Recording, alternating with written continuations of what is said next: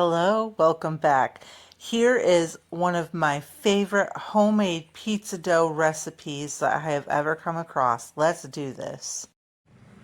Another food that my kids already absolutely love to eat before I started cooking from scratch is pizza. And when we started making pizza from home, it just took it over the top. And then when I realized how easy pizza crust was to make, it changed everything. So let's go ahead and make some pizza crust. I like to make personal size pizza crusts so everybody can have their own flavoring. You can do whatever you like, but the recipe I'm showing you now will make 8 personal size, which is a 9-inch pie pan size pizza crust. And I will make up a bunch of those. Usually I'll do 2 batches and throw them in the freezer, and then the kids can have pizza literally whenever they want. So to make pizza crust, this is 2.5 cups of very warm water. Now you don't want to boil it on the stove or throw it in the microwave. Just get it to the point where when you touch it, it is warmer than your body. You can measure it out, and there'll be a recipe down below that'll give you specific temperatures and everything. I don't personally do that, but you can. It's fine. Whatever you want, it's your kitchen. So we're going to add that to the bowl. I have some instant yeast. Now you do not have to proof the instant yeast. I do like to let mine proof a little bit though, because I want to make sure my yeast is actually active. Unfortunately, sometimes you can get yeast and it's not active. Now today I'm just using some instant rise yeast from Walmart. It's what I had on hand, and I do buy it in bulk, but this is what I had today. So this is what I'm using. Just add that to the water. And I'm going to add a tablespoon of sugar.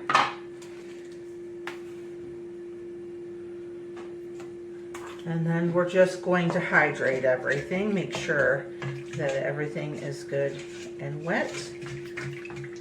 And then I'm going to cover that and let it sit for about 5 minutes until I can see that it's bubbling and active. And then we will knead the dough and let it rise. All right, my yeast is all bubbly. As you can see, I know it's nice and active. That's what I wanted to see. It's really stinky when you get it all mixed up and nothing rises. But of course, with instant yeast, you can just mix it with the flour and put in your wet ingredients and mix it all together. Like I said, I just like to make sure mine's active. So now we're going to go ahead and add 4 to 5 cups of flour, just depending on when we reach the dryness that we would like. So I just like to add my flour 1 cup at a time, just to get everything hydrated and work together nicely. And don't worry if your flour has lumps in it when it's going in, as long as they're not hard lumps, of course. I'm just saying it looks a little lumpy in the bowl. That's fine. We are going to knead all those lumps out. So that was 1.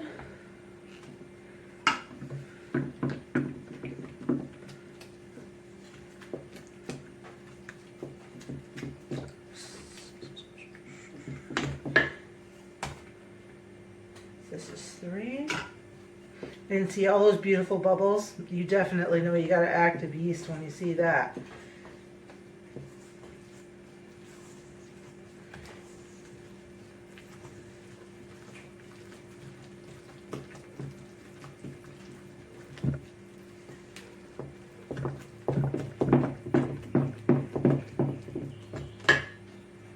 And you can sift your flour, you can weigh your flour, you can do whatever you like. But if you're starting out, you just learn to eyeball how much flour it needs. For me anyways, that's how I did it. That's how it works best for me. I mean, everybody does things different, and that is 100% okay. I'm going to keep using the spoon for as long as I can. See, now we're coming together. And also on the flours, you can use pretty much any kind of flour you want to. Freshly milled flour does tend to need more time to absorb water. I've never personally used it. I have watched many videos with people who have. See, now it's getting much drier, and that is where we want it to be.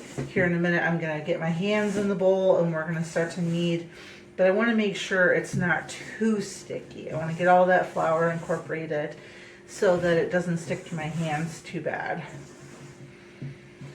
It looks like we need just a bit more flour. It's still pretty sticky and pretty wet looking.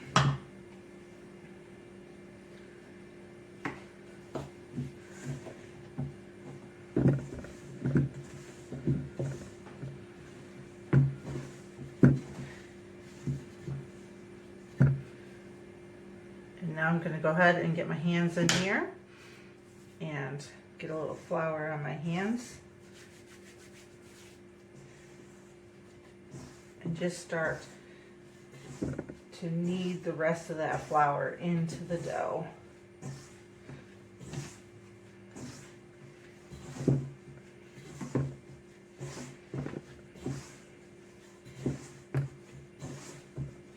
And you know the dough is pretty much done when all of those sticky bits on the side are now off the side, because the dough will take all of that out.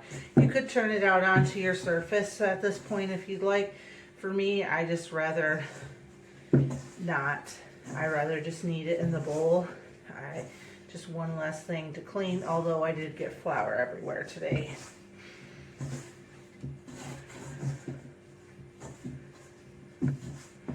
Alrighty. Clean some of this dough off my hands so it doesn't stick so much, because the dough isn't as sticky as you would think if you get all the dough off, because the dough sticks to dough. To help get the dough off, I'm just going to put a little bit of flour in my hands. Alrighty, and now it won't stick as badly to my hands. Now you want to go ahead and knead this until you have a nice smooth elastic dough. And it usually takes 3 shit.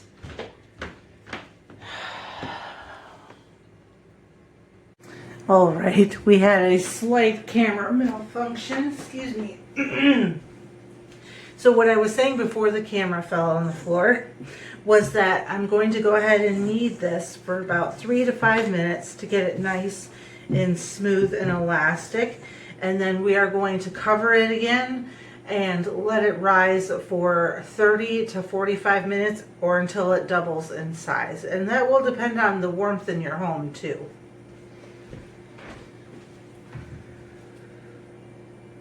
All right, the pizza dough has risen. I'm just going to cut it into 8 equal pieces.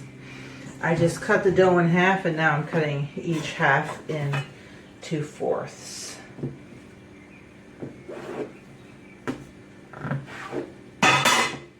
It doesn't matter if they're perfectly even or not. I mean, if you want, you can weigh each dough ball out if that's what makes you happy. Let me grab a pan and I'll show you how I press it out. Then we're going to throw them in the oven. This is not hard at all. I'm just going to start getting the dough to the shape of the pan. I have my pan oiled and ready to go. And I like just to get it closer to the size so that I don't have to press out so much in the pan. And we like nice thin crusts, and these will be just the way we like them. So just press it in. Give yourself the size crust on the outer edge if you like crust on the outer edge. We don't really care much for it, so I don't tend to do too much of a crust.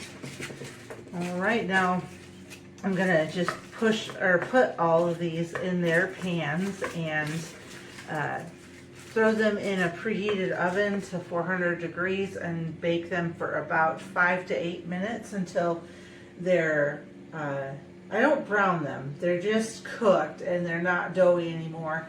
And that way they're ready to be topped and baked when the kids want a pizza.